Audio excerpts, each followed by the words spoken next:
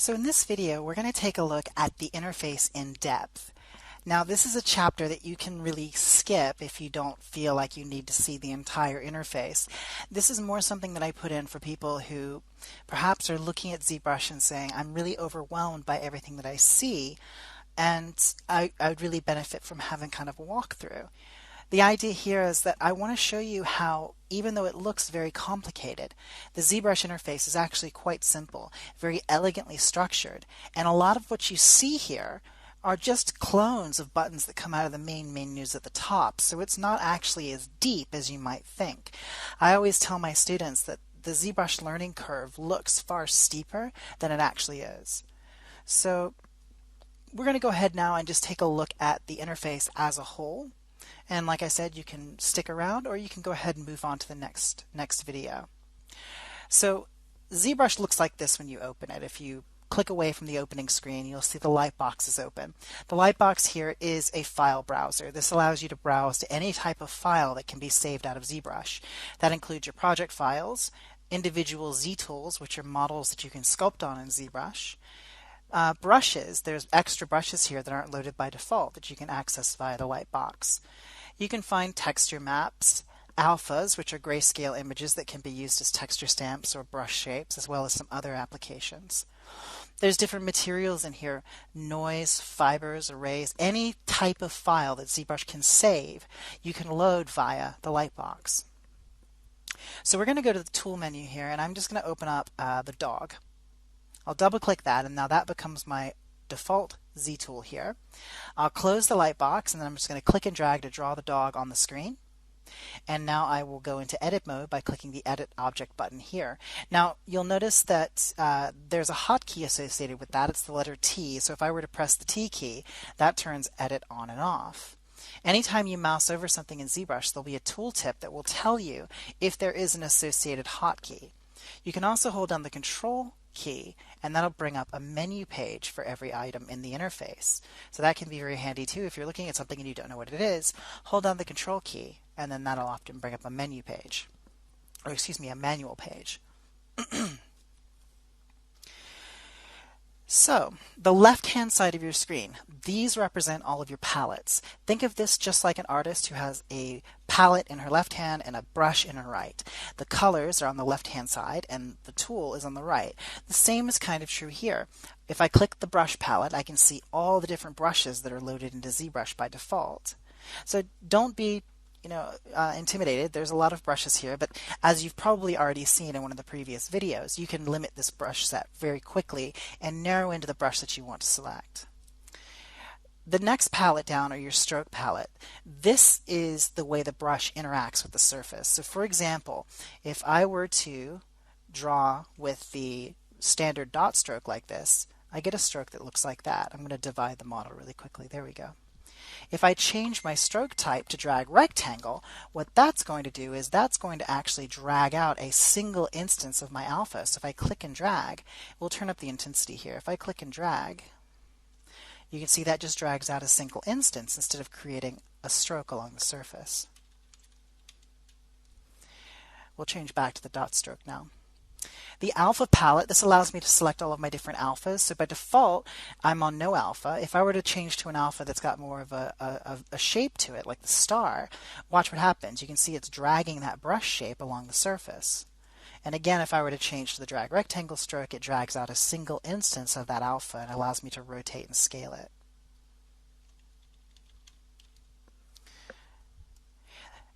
Now here we've got the texture palette, and this will come into play when we're doing the texturing lessons, but these are just texture maps that are loaded into ZBrush. And then the material palette. This allows you to change the material representation of your object. I'm going to select the basic material 2. That's my favorite material. You can select any number of other materials here. You can grab the matte cap satin, green metallic. A lot of people like to use matte cap gray. Some people like these green clay shaders. That's completely up to your own preference. I have specific reasons for liking the basic material too. I think it's just a very accurate surface representation when I'm sculpting, and I want to see my high points and low points and midtones. The color palette is here. This allows you to select your colors, and then your primary and secondary color selections are here.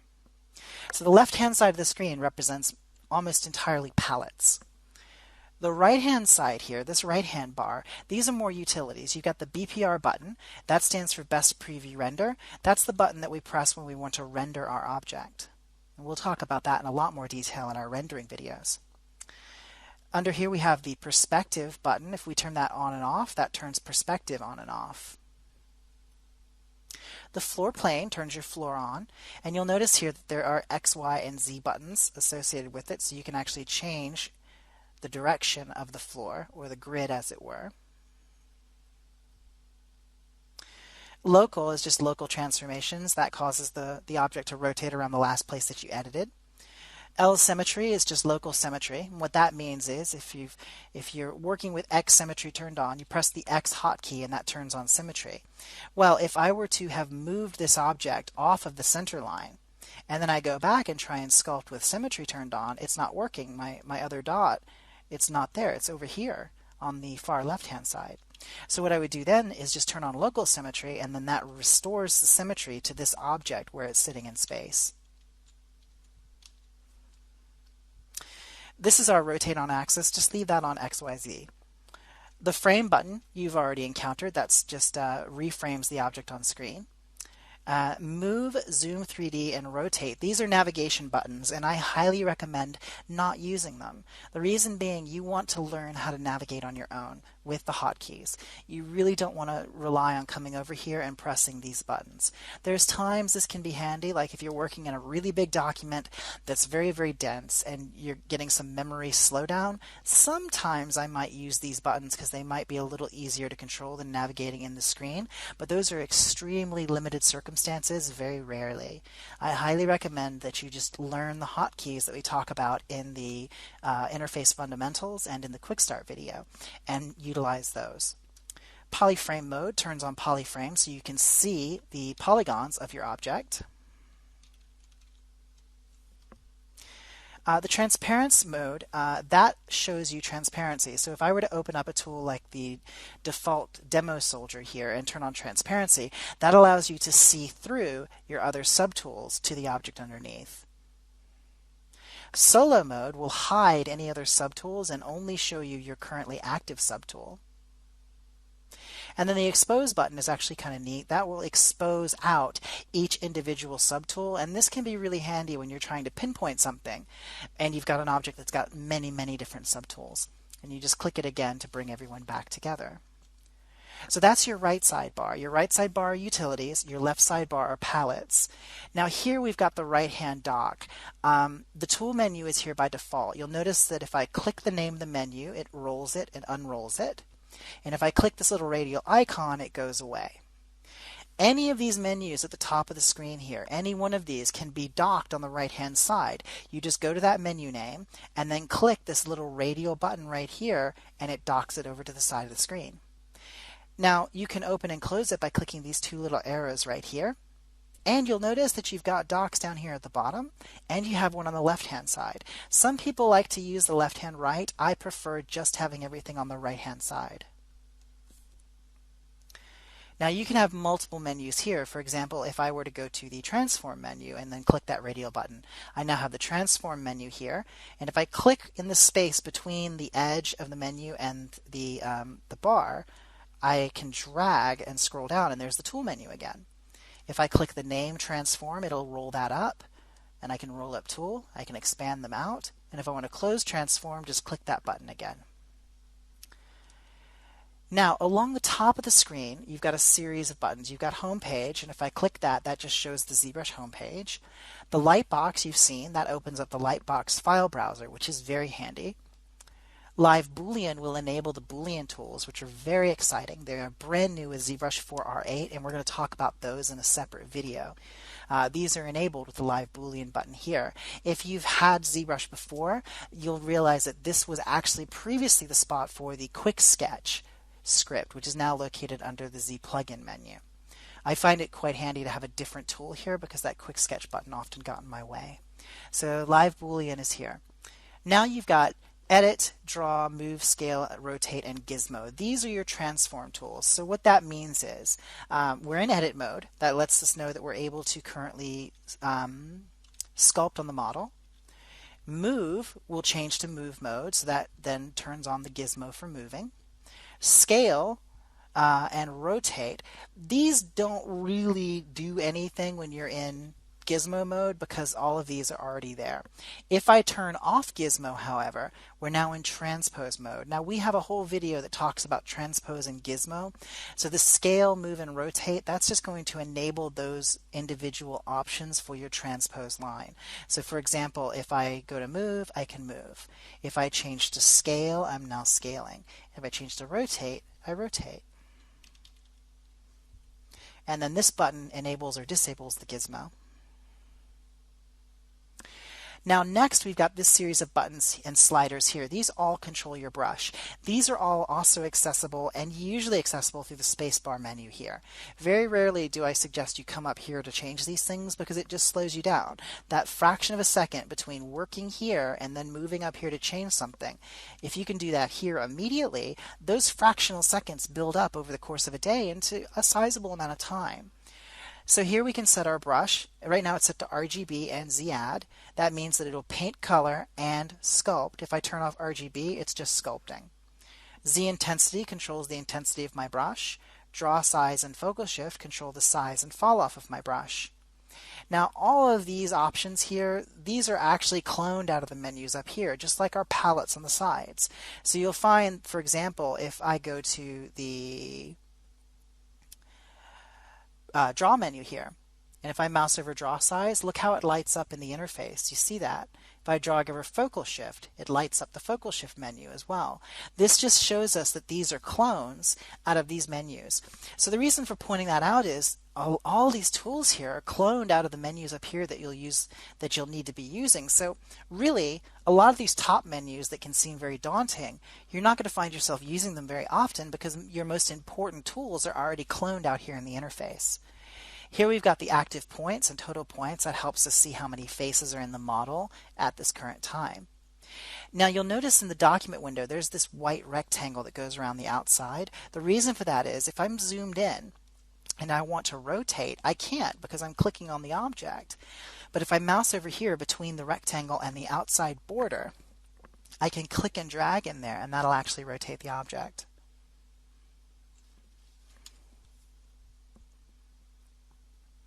So that's the main visible part of the interface. Now what I'd like to do is I would like to go through this top row of menus and just call out to you what you're going to use and what you're not going to use. So first off, this is the title bar of the software. It gives you an idea of poly count. It gives you an idea of your scratch disk usage and active memory and free memory. This is kind of nice to keep an eye on if you're monitoring your memory. The most important thing up here is the quick save button. If I click that, it will quickly save a project of what I'm working on in the quick save folder, which you can access from here. Quick save is right here in the light box. That's super handy, and a lot of times ZBrush saves automatically. You can set that under your preferences menu. So just be aware that as you're working, if you click quick save, it'll do a quick save for you. Usually I just go ahead and save manually as I'm working with Control S. But just wanted to point out that that is there. And you can also change the transparency of your interface using the see-through slider here. And you can turn the menus on and off here. I don't find myself needing to turn the menus off, but that's what that button is for. Now we can also scroll through different user interface colors here and different user interface layouts with these buttons here. And you can lock or unlock the UI here. Now, the menus themselves, the alpha menu, you'll find yourself using this menu. This will allow you to import new alphas, to manipulate them, to change the alphas, to also create geometry from alphas if you go to Make 3D. This is a really handy menu that you will find yourself using. The brush menu you will use when you need to go in and make specific adjustments to a brush. Usually these are real specific, things that you'll do, for example, with the planar brush, the hard surface brushes. It is very handy to use this. So you will come into this menu and you will do really specific edits to brushes once you're a more advanced user. The color menu, you really don't use this very often because your color swatch is already out there in the interface. I will sometimes use the Sys Palette button because I like to use this to select colors, but for the most part, this is not a menu you find yourself using. The document menu you're not really going to use very often either. You'll use this to change the resolution of your document when you're doing renders, but more often than not, you're not going to be using this very often. The draw menu is one of those menus that's very specific. Most of the most important things on here are already cloned out in the interface, like your brush controls here. You can change the angle of view for your perspective camera, and you can also change the position of your grid, and you can create photo reference grids here. So that's something that's very specialized, you don't use often, but you would access it through this menu. The edit menu you're not really going to access, that's simply the undos. The file menu, generally you access this just by pressing Control S for save as. That saves a project. You might come in here if you want to turn on undo history, and you can save your whole undo history with your project, but generally this menu you already access via the hotkey anyway. Now this is important. The layer menu here, the layer menu is obsolete. You're not going to use this. These layers were intended for 2.5D illustration. These are from old uses of ZBrush, and they're in here for backwards compatibility. This is not a menu you're going to find yourself using.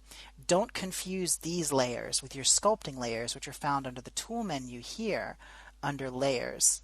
There. These are totally different layers. So the layers menu at the top of the screen you can disregard. The light menu is really nice for when you're positioning your lighting, maybe turning on secondary lights and changing their intensity and placing them behind the object for a nice rim light. So you will use this, but mainly in rendering.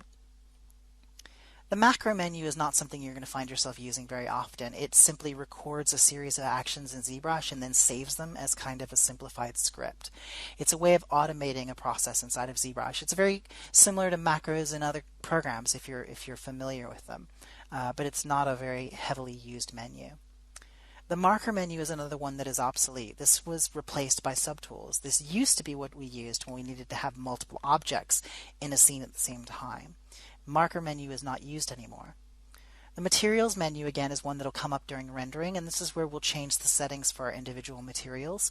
It's also where you can go to create your own materials like matte cap shaders. The movie menu is where we'll go to record turntables out of ZBrush, and also to enable the timeline if we want to do animations or if we want to store camera positions. This is the timeline here. The picker menu is extremely specialized. Most people don't use this menu. You can utilize it if you want to change some of the aspects of your brush in very specific and subtle ways, but generally the picker menu is not one that you're going to need to worry about. The preferences menu is as useful as the preferences menu in any program. This is where you'll come to do your configurations, change things like your custom UI interface. You can change things with the way different aspects of the program are drawn. You can come down here and change aspects of the gizmo. Basically anything that you can tweak preference-wise is going to be accessible under this menu. The render menu, this is going to be used when we do rendering. This allows us to control things like our shadows. We can control our transparency here. We can control external renderers like Keyshot, which we will talk about. And we can also control some of the aspects of the live booleans, because the live booleans are a rendering display until we bake them down and create geometry from them. So the rendering menu is important, but it's not a menu you're going to access every day you use ZBrush. The stencil menu, this is something that's very specific to detailing. We'll talk about it in our alphas video. It's not a menu that you're going to use very often, but it is a handy menu. The stroke menu, now this is another one that's interesting. Most of the things that you need for this are already down here under the stroke palette. But if there are really specific things that you want to go in and change, like say for instance you want to change your lazy mouse settings, you can access them here. You can access the curve controls here. So there's really specific tools here that you'll find yourself using with a fair bit of regularity. But the most commonly used elements are already cloned out into the interface as it is. The texture menu is for manipulating textures and spotlights. This is something, of course, that only comes up in texturing. So we will use this, but really only when we're painting. Now the tool menu is your workhorse. This is over here, docked on the right-hand side. This is the most common and most important menu in ZBrush. This is the one you'll constantly be going in. The tool menu controls all the tools and settings and aspects of your currently active Z tool. So here we can access the geometry settings, we can access our subtools, We can access any sculpting layers that we've applied.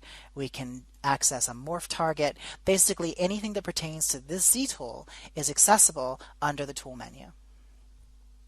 The transform menu, this is another one where the most important elements are already cloned out into the interface. So as I mouse over these, you see these things light up in the interface. This is something that's I think you're not going to access very often. There's very specific things in here that are useful, like posable symmetry, but mostly all of these elements you're already exposed to out here in the main interface. Lastly, we have ZPlugin. ZPlugin is great. This is where all the plugins for ZBrush go, and it comes preloaded with a whole bunch of extremely useful plugins like Multimap Exporter for displacements and textures, Subtool Master for doing operations on multiple subtools, as well as Transpose Master for posing, even UV Master for creating UVs. So it's extremely useful, this suite of plugins here. And you will find yourself going in here, but for very specific uses. Lastly, there's the Z-script menu, and this is really only used for people who are writing Z-scripts, and that's a bit beyond the scope of our Intro to ZBrush DVD, or our Intro to ZBrush video. That's a bit outside of the scope of our Intro to ZBrush video, but it's useful to know it's there if you decide to start Z-scripting, and there are resources for Z-scripting at ZBrushCentral.com. So that concludes our in-depth tour of the interface. My hope for this is that it demystifies some of it for you.